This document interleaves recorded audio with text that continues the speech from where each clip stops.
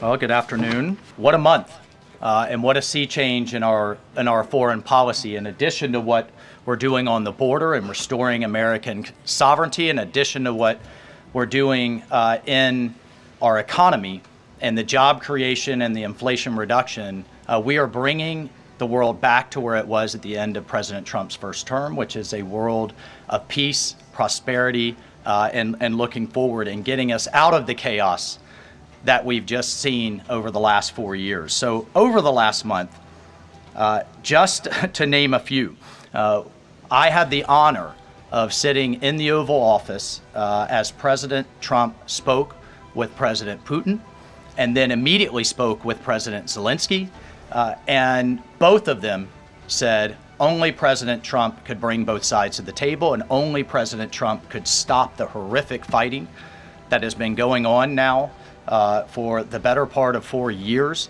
and that only President Trump could drive the world back to peace. Both of those leaders said that in back-to-back calls. And of course, we just had our historic talks mediated by our good friends and partners, Saudi Arabia. We give great thanks to Crown Prince Mohammed bin Salman for hosting, and sat down for the first time in years with the Russians and talked about a path forward with peace.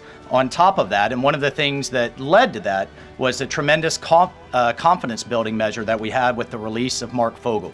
I'll remind everyone, the last time that we had an American released from the Russians, either we gave a deadly spy, pressured our allies to give up a lethal killer, or we released, under the Biden administration, the world's most notorious arms dealer, Victor Bout, who, by the way, had one of his main clients for arms, the cartels in Mexico and Central America. We gave up none of that.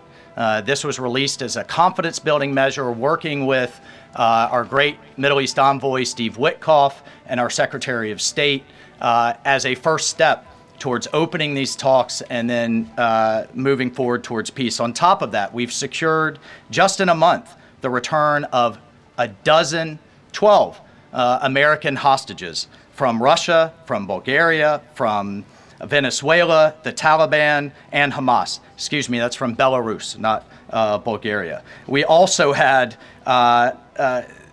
for the first time in quite some time, we took out a senior leader of ISIS, an international financier and recruiter that the military had been trying to take out for quite some time, and wasn't able to do so, frankly, because of a bureaucratic approval process.